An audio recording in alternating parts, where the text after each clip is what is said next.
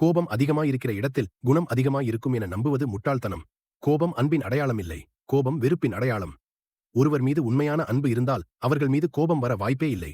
நம் அன்புக்குரியவர் தவறே செய்தால் கூட அவர்களை மன்னிக்கத்தான் தோன்றும்.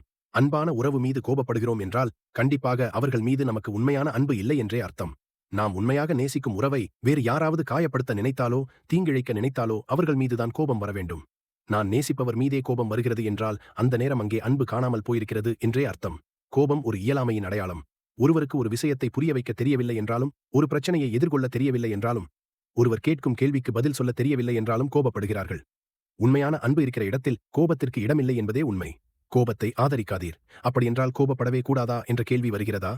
கோபமும் நம் குணங்களில் ஒன்றுதான். அந்த கோபம் எப்போது வரவேண்டும், யார் மீது வரவேண்டும் என்பதை புரிந்து கொள்ளுங்கள். தீமைகளை கண்டால் கோபம் கொள். தீயவரிடம் அன்பை காட்டி பயனில்லை. தீயவை கண்டால் கோபம் வரவேண்டும். அநீதியை கண்டால் கோபம் வரவேண்டும்.